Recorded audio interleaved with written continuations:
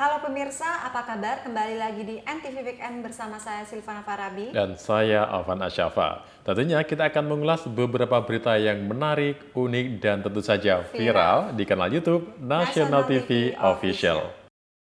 Memang selalu banyak yang menarik ya di kanal YouTube National TV Official. Dalam seminggu itu memang macam-macam sih beritanya ya. Kita kalau baca komen-komen dari para warganet, netizen juga unik-unik lah ya. Nah, seperti berita yang pertama ini. Pemirsa, hilangkan trauma, seorang janda nekat konsumsi sabu.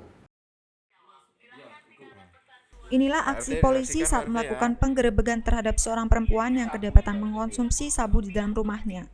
Dalam penggerebekan tersebut dilakukan langsung bersama Kapolsek Glenmore AKP Basori Alwi. Kapolsek Glenmore menyebut sebelumnya warga resah dengan adanya aktivitas tersangka yang sering mengkonsumsi narkotika jenis sabu di rumahnya. Diketahui tersangka bernama Desi Rima Intania, 28 tahun, warga Desa Tulungrejo, Kecamatan Glenmore, Kabupaten Banyuwangi.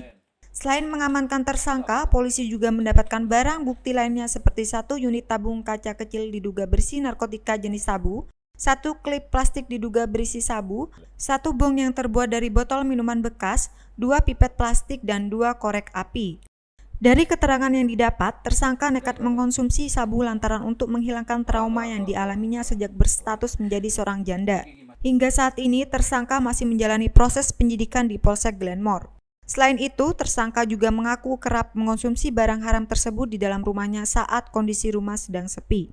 Atas perbuatan itu, tersangka dijerat pasal 112 ayat 1 dan atau pasal 127 Undang-Undang Nomor 35 Tahun 2009 tentang narkotika dan diancam hukuman pidana penjara minimal 12 tahun dan maksimal 20 tahun penjara. Dari Banyuwangi, Muhammad Hasbi, National TV melaporkan. Wah, Kenapa? ini sih, lihat seorang janda yang nekat konsumsi sabu. Iya ya, maksudnya sih baik untuk sih, dirinya untuk sendiri ya, diri tapi kayaknya ini salah apa ya? Dan ini juga Salah. berdampak bagi keluarganya mungkin. Iya, Dampak besar dari tapi hal seperti ini memang mempunyai apa sih secara di lingkungan itu berdampak buat dia sendiri kurang bagus kan ya, karena yang dikonsumsi adalah sabu-sabu. Sabu-sabu. Iya.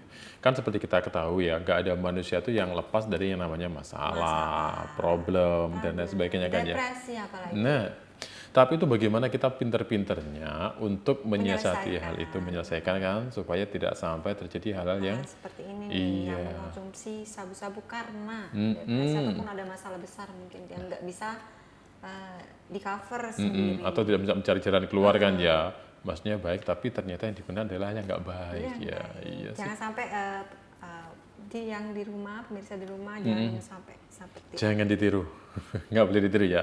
Ya ini memang alasan si janda ini ya, yang akhirnya dia ini tertangkap polisi ya. Alasannya adalah untuk menghilangkan depresi, menghilangkan trauma, kemudian karena dia sering merasa dibully kan ya, Tapi dengan bukan statusnya hanya itu. ini aja sih, banyak sekali sih menghilangkan depresi dengan cara mengkonsumsi sabu-sabu dan Salah ini ya. obat-obatan yang mungkin ada hal-hal berbau sabu sih. Iya, nggak boleh loh ini ya.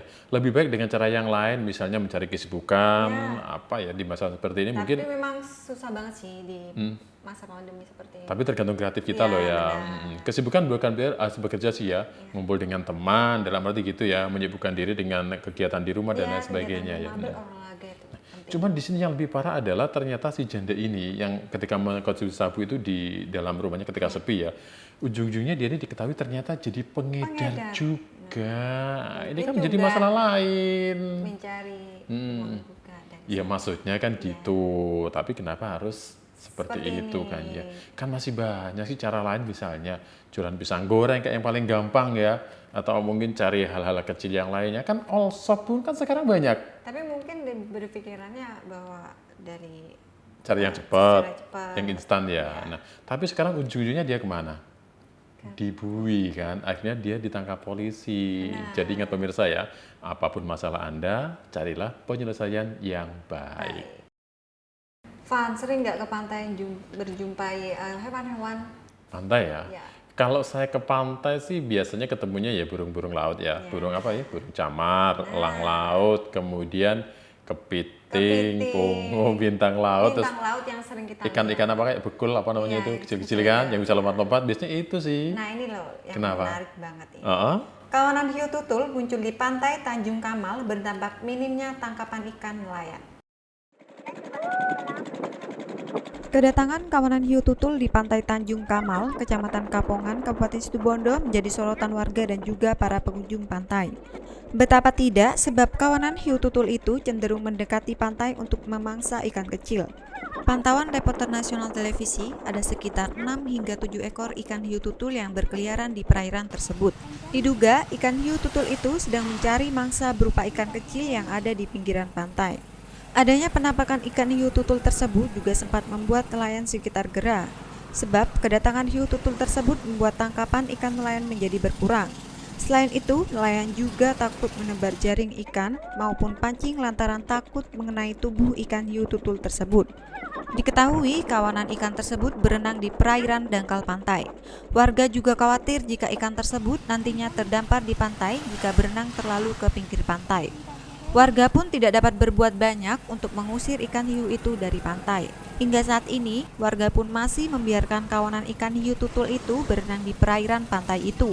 Warga juga enggan melaporkan keberadaan ikan hiu itu kepada Dinas Perikanan ataupun Balai Konservasi Sumber Daya Alam Kabupaten Situbondo.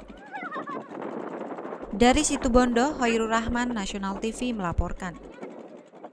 Oh, ternyata ini yang dimaksud. Iya sih, kalau kita ketemu hiu ketika berlibur di pantai, belum pernah ketemu. Iya.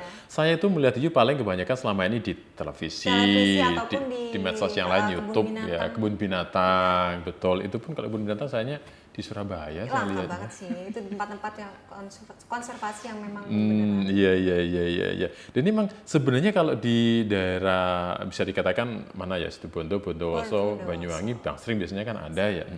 Tapi ya ini kan di Situbondo ya. Situbondo di pantai Tanjung Kamal. Dan ternyata kemunculan hiu ini memang berdampak minimnya terhadap tangkapan ikan nelayan. Mungkin hewan-hewan yang biasanya ikan yang ditangkap oleh nelayan akhirnya menghilang. Menghindari si hiu ya, menghindari si hiu. Tapi bagaimana lagi ya, karena memang hiu ini kan mencari makan di situ ya. Dan diduga sendiri memang hiu yang merupakan hiu tutul ini kan juga termasuk dilindungi kan ya. Dilindungi ini diduga ini hiu ini memang bermigrasi loh itu.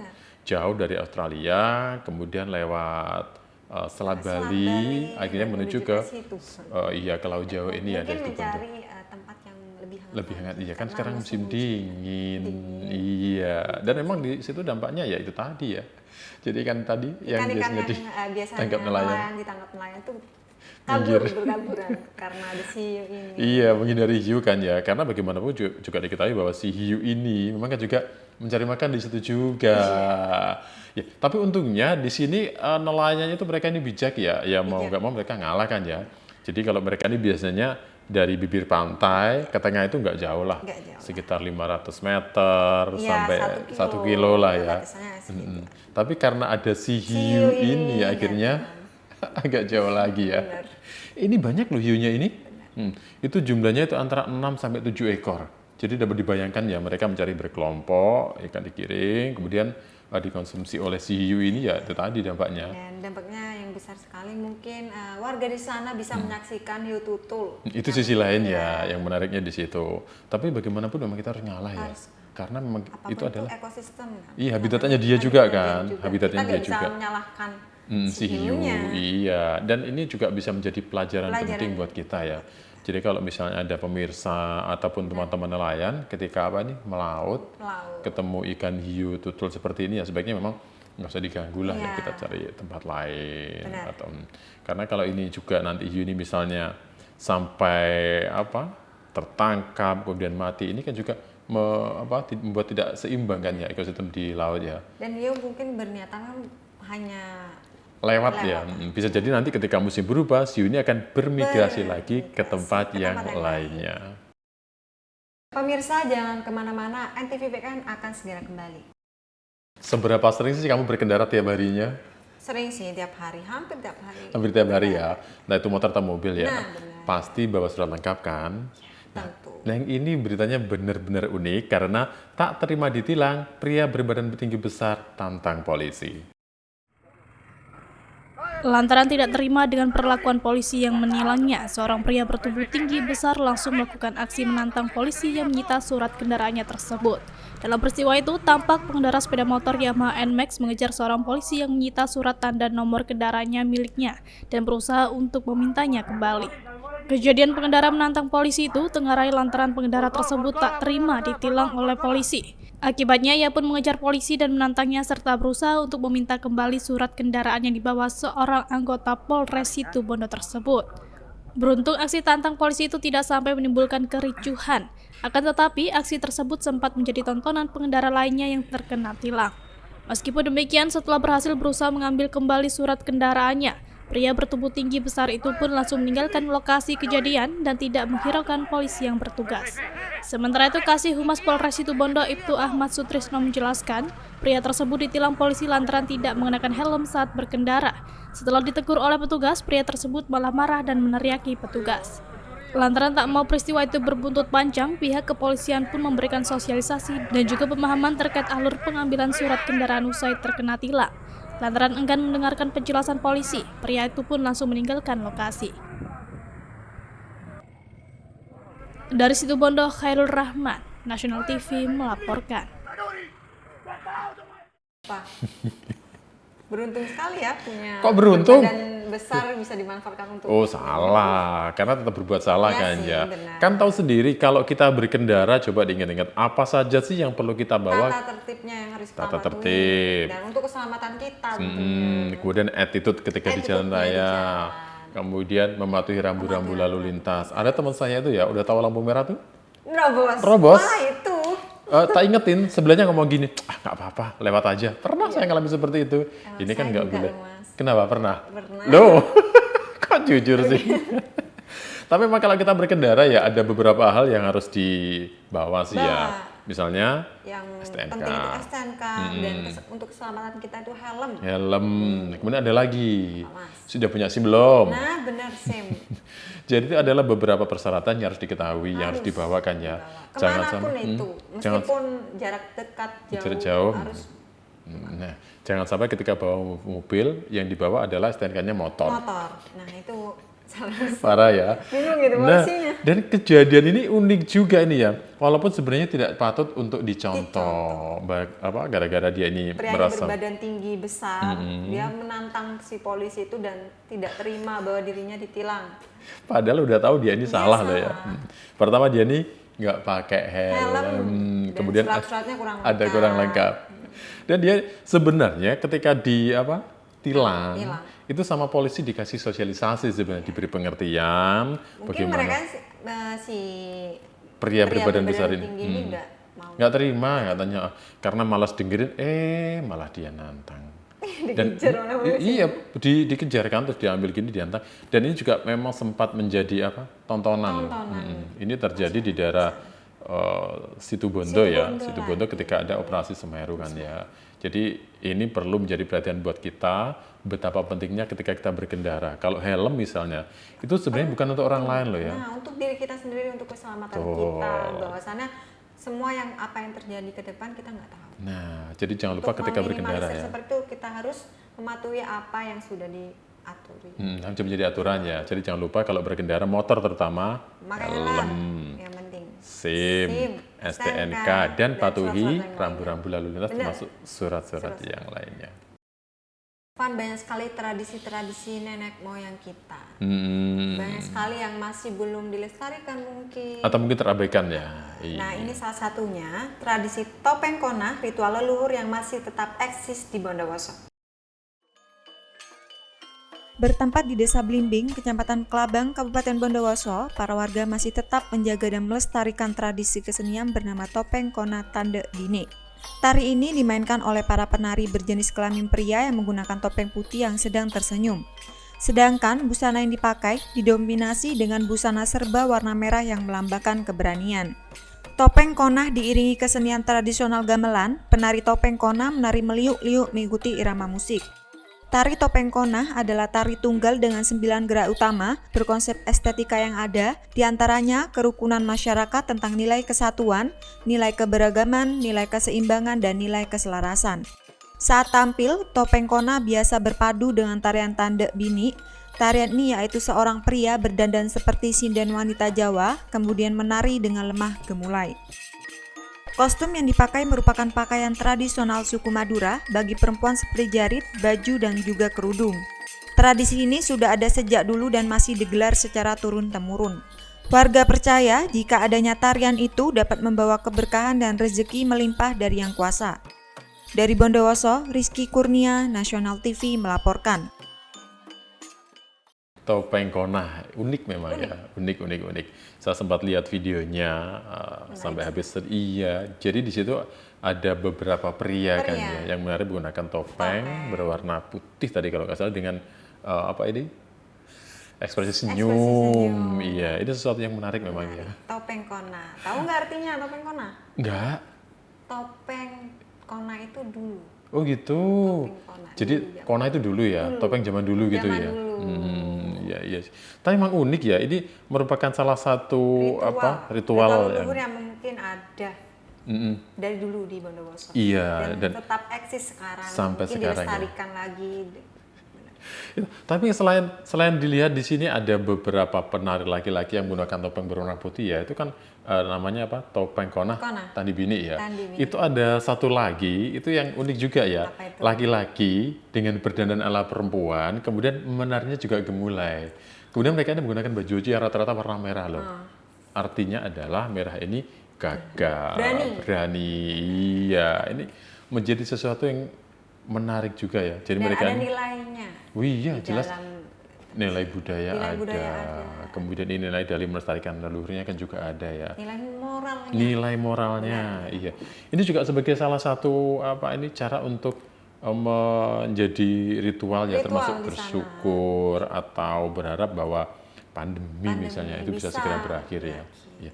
Dan yang uniknya juga ini, walaupun mereka ini mengadakan sebuah kegiatan ini, mereka tetap prokes loh.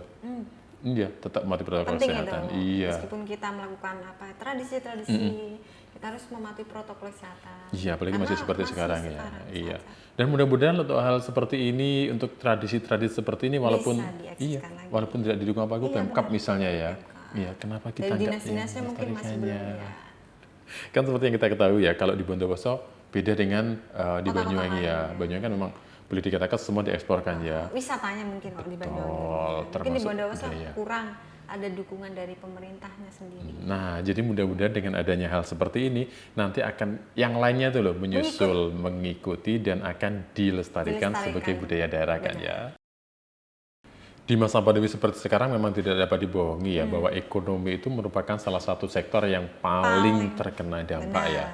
Seperti kita lihat kalau dulu itu mungkin kita cari pedagang cilok itu nggak terlalu banyak, tapi sekarang berjejer-jejer. Iya. Macamnya banyak sekali. Tapi di sisi lain ada salah satu berita yang menurut saya itu menarik dan bisa menjadi inspirasi, yaitu tentang siswa MTS di Lumajang berjualan siomay demi bantu ekonomi keluarga.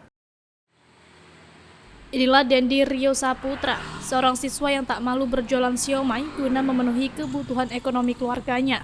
Bahkan, siswa yang masih duduk di kelas 8 Madrasah Sanawiyah tersebut tak canggung melayani pembeli yang merupakan teman sekolahnya. Menurutnya, pekerjaan berjualan siomay merupakan pekerjaan halal, dan hal itu tidak menjadi beban berarti yang harus ia lakoni. Bahkan, menjadi penjual siomay ia jalani sejak masih duduk di kelas 2 sekolah dasar bersama orang tuanya. Anak ketiga dari 5 bersaudara dari pasangan suami istri Sulaiman dan Iis juga tidak malu berjualan siomay di pinggir jalan raya. Awalnya, saat waktu masih duduk di sekolah dasar, ia berjualan gorengan di sekolah. Lantaran hasil yang ia dapat cukup untuk memenuhi kebutuhan sehari-hari, ia pun kemudian beralih berjualan siomay. Meskipun sempat malu berjualan siomay, namun pekerjaannya itu tetap ia jalani guna memenuhi kebutuhan keluarganya. Dari informasi yang didapat, keluarga Dendi mendapatkan bantuan program Keluarga Harapan dari pemerintah. Oleh karena itu, demi membantu mengurangi beban keluarganya, ia rela berjualan. Dari hasil berjualan siomay keliling, ia mampu menghasilkan uang sebesar Rp175.000 per hari. Uang yang ia dapat pun tidak serta-merta digunakan untuk memenuhi kebutuhannya, namun ia berikan kepada ibunya guna membantu ekonomi keluarganya. Dari Lumajang, Dosi Kuswanto, Nasional TV melaporkan. sangat kan. menginspirasi. Iya, dia ini masih MTS loh ya, masih MTS karena memang merasakan dampak Dampak pandemi. COVID seperti sekarang ya. Tapi kalau saya membaca apa itu beritanya, kemudian melihat videonya, ternyata siswa MTS ini berjualan itu sudah sebelum MTS pun Sebelumnya itu udah berjualan. ketika masih SD dia pun juga sudah berjualan karena tahu, memahami tentang kondisi perekonomian keluarganya ya. Iya. Mungkin kurang. Iya, tapi untuk anak usia segitu sebenarnya Sangat itu luar jarang-jarang loh ya Jarang-jarang. yang punya pemikiran seperti itu ya. Mungkin banyak sekali ya anak-anak yang sekarang masih malu untuk Nah, Itu kan, itu dia. Apalagi dia sekolah ya. sekolah, apalagi sekolah. Masa saya sekolah harus jualan A, Jualan B, C. juga. Tapi yang satu ini memang patut mendapat apresiasi ya. Jadi dia ini sebelumnya itu pernah jualan apa itu jenis makanan lain, roti ya. Dan dia ini tahu bisa mendapatkan uang yang jumlahnya memang lumayan puluhan ribu ya. Dan itu membantu perekonomian dari keluarganya. Dia bersambi sekolah, dia juga bekerja untuk membantu ekonomi keluarganya. Nah, itu dia. Jadi dia ini walaupun Poinnya plus itu. banyak, iya. Jadi dia ini walaupun belajar nggak gengsi ya. Nggak gengsi, jualan itu siomay. kuncinya. Iya. Dalam hal apapun kalau tanpa gengsi bisa. Asalkan baik, Baik juga. asalkan baik. Jadi dia ini membagi waktu antara sekolah dan kemudian jualan siomay kan ya. Itu tadi dengan usia segitu dia mau berjualan siomay, membantu orang tua tanpa membawa atribut sekolahnya ya. Kiranya udah dewasa. Ini bisa menjadi inspirasi tersendiri ya. Tersendiri bagi kita, terutama saya sendiri sih. Nah, itu dia. Jadi kalau sebenarnya kita itu mau melihat sekitar kita ya, sebenarnya selalu banyak peluang kok, selalu banyak peluang. Dan kita juga melihatnya bisa lebih lagi bersyukur. Nah, itu dia, bersyukur itu hal yang sangat susah untuk dilakukan benar sebenarnya. Jadi ini juga bisa menjadi contoh untuk pemirsa ya, bahwa untuk membuat ekonomi berjalan, seperti si adik pelajar MTS ini ya, dia ini nggak malu loh berjualan siomay untuk membantu ekonomi keluarganya. Pemirsa, tetaplah bersama kami. NTV Weekend kembali sesaat lagi. Di masa pandemi ini banyak sekali ritual-ritual untuk mengusir wabah.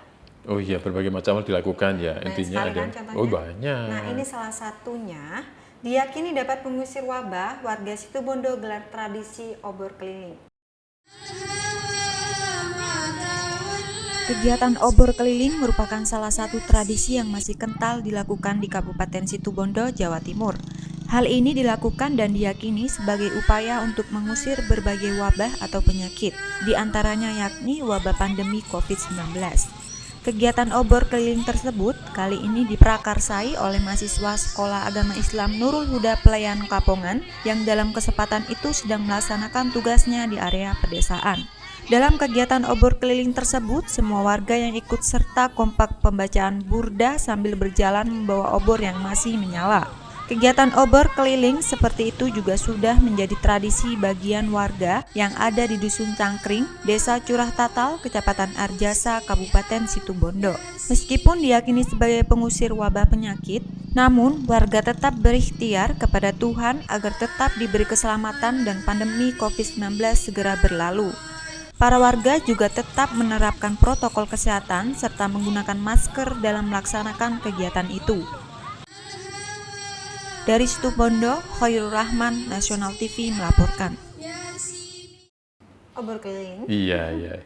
Sesuatu yang menarik juga ya, sekali. menarik. Dan ini sering sih kalau obor kelilingnya itu dilakukan. Bukan hanya di Situbondo aja sih. Di tempat lain ada ya. Tapi kan beda momen, kadang-kadang juga beda maksud dan beda tujuannya ya. Tujuannya, ritualnya beda mungkin. Iya, karena seperti yang kita ketahui kalau di momen dulu ya, ini kalau masyarakat Islam malam Idul Fitri itu kan juga ada ya, arahan obor keliling itu kan ada ya. Nah, kemudian menyambut Idul Fitri, menyambut Idul Adha atau Tahun Baru Islam dan lainnya. Tapi kalau yang di Situbondo ini memang berbeda. Untuk mengusir wabah. Iya, jadi mereka ini mempercayai bahwa tradisi ini bisa membantu mengusir wabah. Mungkin ada ritual lain sih kayak panjatan puji. Oh iya, memang mereka ini ketika melakukan arah-arah berkeliling ini, mereka sambil baca selawatan. Ya. Tapi meski begitu, warga ini juga melakukan hal lain dalam arti untuk mengusir wabah ya. Mengusir wabah. kalau mengusir wabah dengan obor keliling kan itu sudah menjadi sebuah tradisi. Iya. Dan yang menarik juga, mereka ini ketika melakukan obor keliling, mereka ini menggunakan apa ini? Masker dan lain sebagainya. Tetap mematuhi protokol kesehatan. Tetap mematuhi protokol kesehatan. Iya. Jadi walaupun ada beberapa hal yang diyakini dipercaya itu mengusir wabah. Tapi kita harus tetap. Iya. Intinya itu apa? Ada doa. Ada usaha. Iya, jadi dua-duanya dilakukan secara bersamaan kan ya. Langsung terakhirnya tawa. Oh iya, pasti ya. Kalau semua sudah kita lakukan ya udah ya. Berarti apa kata yang kuasa kan ya. Yang penting kita udah usaha. Betul. Dan kalau tradisi-tradisi seperti ini bukan sesuatu yang salah kok. Bukan sesuatu yang salah, entah itu mitos atau enggak. Tapi selama itu sesuatu yang dampaknya positif, iya, kenapa enggak? Iya. Ini sangat unik sekali sih. Iya. Nah, ini kira-kira di tempat lain apakah juga ada tradisi-tradisi seperti ini, misalnya obor keliling ataupun hal-hal lainnya? Iya. Salah satu berita yang hari ini ada di NTV Weekend ya, ini adalah salah satu berita yang menurut saya itu miris. Miris sekali. Iya, yaitu tentang bayi perempuan lengkap dengan ari-ari ditemukan di depan rumah warga. Inilah sosok bayi berjenis kelamin perempuan yang ditemukan di depan rumah warga di Desa Poncogati, Kecamatan Curadami, Bondowoso. Bayi diketahui mungil itu ditemukan dalam kondisi masih hidup lengkap dengan ari-ari dan tali pusarnya. Diduga bayi malang tersebut baru saja dilahirkan karena masih terdapat sisa lendir di beberapa bagian tubuhnya. Bayi itu terbungkus pakaian berupa jaket yang dijadikan alas bayi. Diduga bayi tersebut sengaja dibuang dan diletakkan di depan rumah warga. Oleh warga, kemudian bayi perempuan itu dibawa ke puskesmas untuk mendapatkan perawatan medis. Sementara itu, Dr. Umi selaku Kepala Puskesmas Poncogati menjelaskan, pasca perawatan kondisi kesehatan bayi sudah stabil dan sehat. Diketahui bayi tersebut memiliki berat 2,4 kg dengan panjang 45 cm. Hingga saat ini, siapa yang membuang bayi itu masih belum diketahui. Pihak Polsek Curadami pun masih melakukan penyelidikan terkait siapa orang tua yang tega membuang bayi perempuan tersebut. Dari Bondowoso, Rizky Kurnia, Nasional TV melaporkan. Saya mendengar berita-berita yang seperti ini bisa dikatakan buat saya itu dan hal ini bukan ini sih, hal yang lumrah, sering terjadi. Bukan kejadian yang pertama sebenarnya, sering terjadi. Tapi kenapa sih kok dibuang? Ya, ini apalagi bayi itu kan diduga itu baru dilahirkan ya beberapa jam lah. Dengan ari-arinya. Iya, bukan cuma ari-ari, tapi lendir-lendir itu masih ada. Jadi bayi perempuan ini masih lengkap dengan ari-ari, ada lendirnya, kemudian dikasih jaket dan ditaruh di depan rumah warga. Ada warga yang menemukan juga menemukan ya. Ya itu tadi untungnya. Coba kalau ini sampai misalnya buangnya semalaman gitu ya, terus nggak ada yang menemukan. Mungkin nyawanya tidak terselamatkan. Nah itu dia, belum lagi kalau cuacanya dingin, kalau siang kan panas. Tapi di sisi lain kan nggak menutup kemungkinan ya ini baru lahir kalau misalnya ada binatang liar. Nah kira-kira apa yang akan terjadi pada bayi ini ya? Ini bisa menjadi perhatian juga nih untuk kita semuanya ya. Kayaknya perlu memperhatikan pergaulan. Untuk perempuan juga. Perempuan juga, iya. Pergaulannya. Dan untuk orang tua untuk melihat mengawasi kondisi anaknya. Tentang perempuan sangat riskan. Iya. Dan ini sampai sekarang polisi masih berusaha, masih berusaha mencari. Betul. Siapa sih seorang ibu dari bayi perempuan ini? Atau setidaknya orang tua dari bayi inilah ya. Tapi memang masih belum diketahui sih ya, masih belum diketahui. Dan ini menjadi catatan tersendiri buat kita ya, bahwa segala sesuatu itu yang terjadi nggak selalu membuat kita senang ya. Seperti ini. Padahal kalau orang tua itu dengan adanya kelahiran bayi dan sebagainya itu sesuatu yang menyenangkan ya. Tapi ini kok malah dibuang, ditelantarkan. Banyak sekali loh orang yang ingin mempunyai memiliki anak. Tapi belum mendapatkan ya. Nah ini udah dikasih malah dibuang. Jadi belum tahu yang melahirkan siapa, kemudian kasusnya apa, motifnya belum ditahu ya. Dan mudah-mudahan lah ini teman-teman dari kepolisian yang sedang melakukan penyelidikan di daerah Bondowoso ini bisa segera menemukan pelakunya ini. Banyak sekali inovasi-inovasi tentang limbah saat ini yang dipoles menjadi sesuatu yang menarik ya. Jadi memanfaatkan barang bekas atau limbah. Ini dia. Ini Ada salah satunya ibu rumah tangga sulap limbah kayu jadi lukisan cantik. Limbah kayu seringkali dianggap tak berguna dan tidak memiliki manfaat. Karena itu limbah kayu seringkali dibuang begitu saja atau dijadikan kayu bakar. Namun, jika kita memiliki sedikit kreativitas dan rasa seni tinggi, limbah kayu bisa diolah menjadi sejumlah barang yang memiliki nilai jual. Seperti halnya yang dilakukan oleh Eni Kustanti, warga Kecamatan Kalipuro, Kabupaten Banyuwangi, Jawa Timur ini misalnya. Ia mampu menyulap limbah kayu menjadi lukisan yang cantik dan bernilai jual tinggi. Ide kreatif itu bermula saat ia melihat banyaknya limbah pohon di sekitar rumahnya. Lalu ibu rumah tangga asal Kecamatan Kalipuro ini pun berinisiatif untuk mengumpulkan kayu-kayu bekas tebangan pohon tersebut. Lalu ia memproses serta melukis menggunakan limbah kayu tersebut, dan hasil lukisan kayu pun nampak cantik dan menarik untuk dipandang. Eni juga menuturkan awal mula menekuni membuat kerajinan lukisan ini karena keprihatinannya terhadap sampah kayu yang banyak ditemui di daerah tempat tinggalnya. Terlebih, ia juga memiliki hobi melukis sehingga ia pun memutuskan menjadikan kayu sebagai bahan utama karya lukisannya. Berkat kreativitasnya tersebut, banyak yang melirik dan berminat menawar hasil karyanya tersebut. Terlebih, banyak juga yang memesan lukisannya tersebut. Meski demikian, ia belum mampu memproduksi dengan jumlah besar sebab keterbatasan waktu dan tenaga. Sehingga saat ini ia hanya mampu membuat lukisan kayu ini dengan jumlah sedikit. Untuk harga, ia mengaku membandrol hasil lukisannya ini mulai harga Rp25.000 hingga ratusan ribu rupiah. Harga tergantung kualitas kayu, ukuran, serta kerumitan lukisan. Dari Banyuwangi, Rizky Hidayat, Nasional TV melaporkan.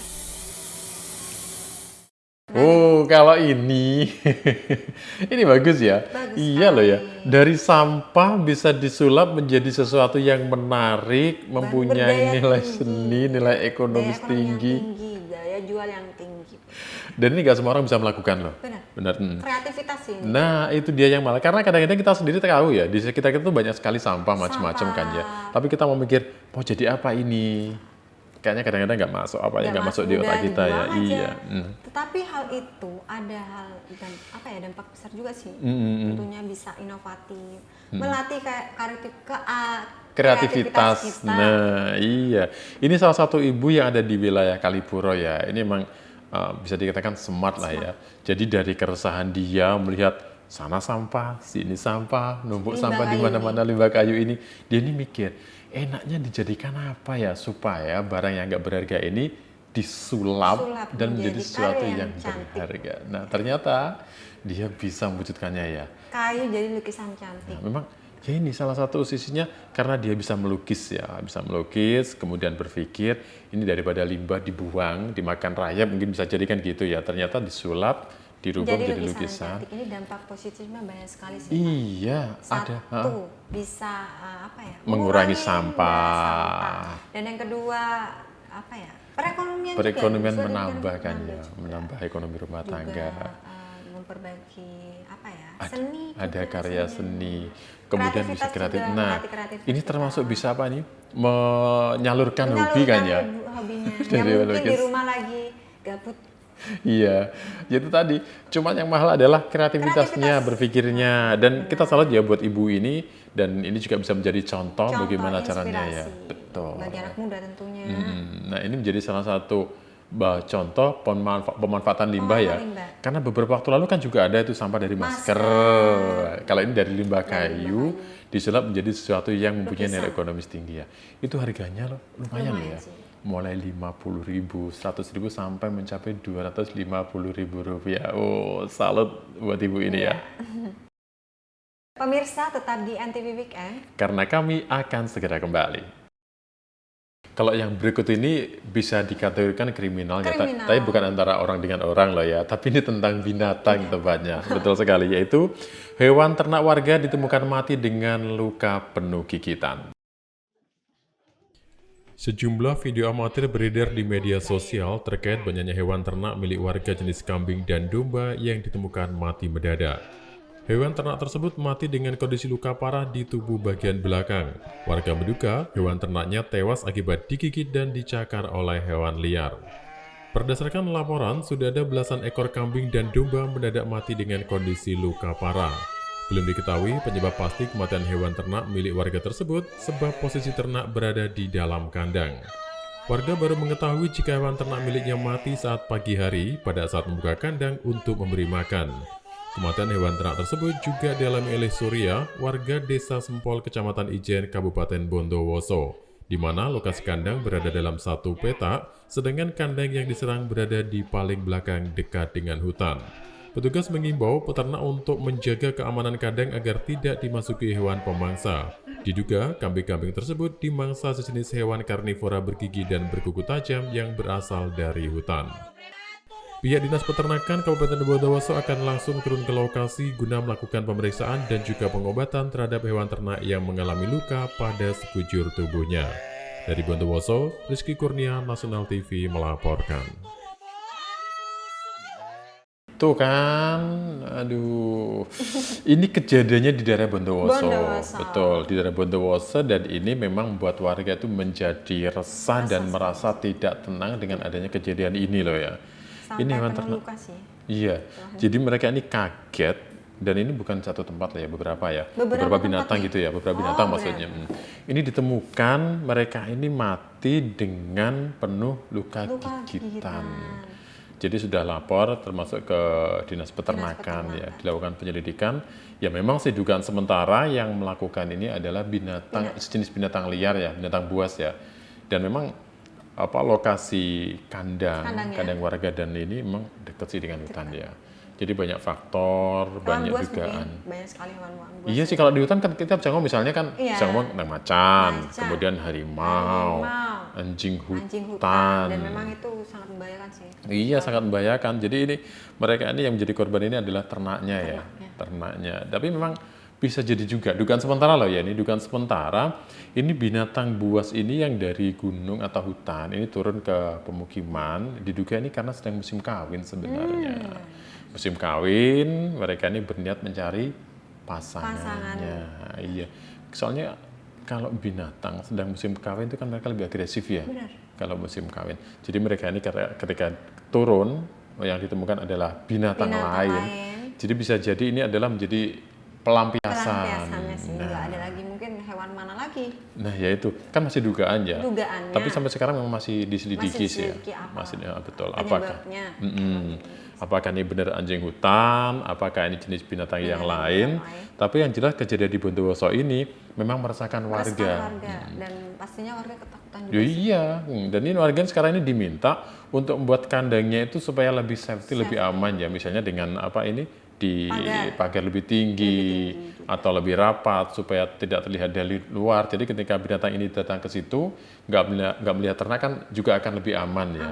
Kemudian juga dikasih penjagaan yang lebih ekstra. Ini menjadi salah satu solusi supaya Anda yang juga berada di pinggir hutan punya ternak tidak menjadi korban berikutnya.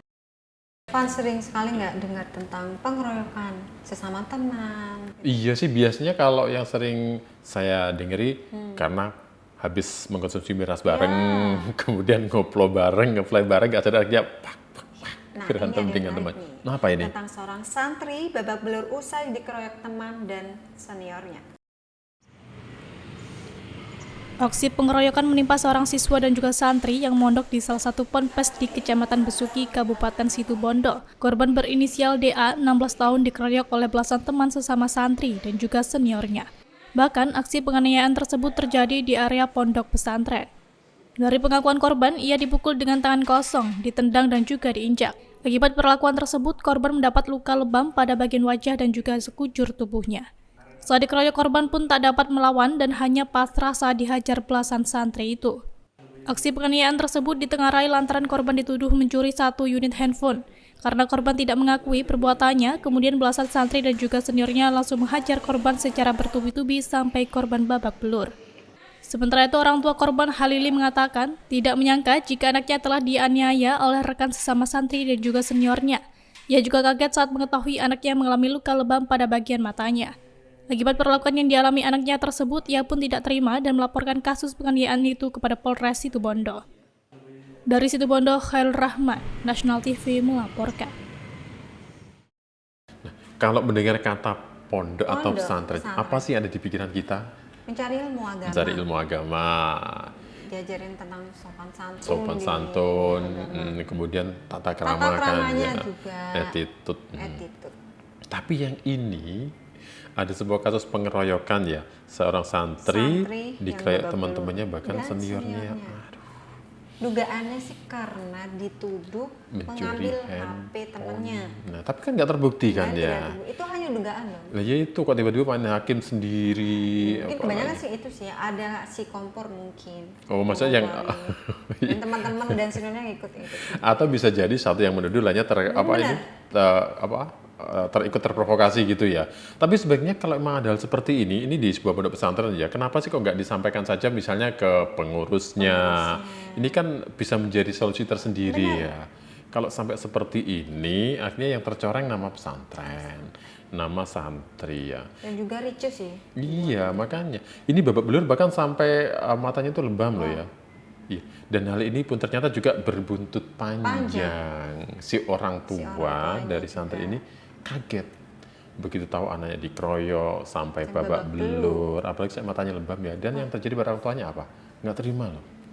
Dan akhirnya sekarang dilaporkan ke polisi. Akhirnya saya masuk ke ranah hukum kan. Dan ini menjadi catatan tersendiri bahwa memang tidak baik ya kalau sampai melakukan main hakim sendiri. Kenapa sih nggak minta bantuan?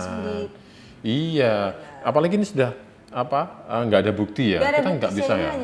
Hanya dugaan saja. Jadi mungkin sebaiknya karena ada kompor sih. Enggak. Jadi sebaiknya kalau memang ada hal seperti ini ya itu dikoordinasikan, kemudian penyebabnya apa sih yang akurat, jangan sampai main hakim. Kemudian diselidiki dan lain sebagainya supaya tidak sampai terjadi salah paham.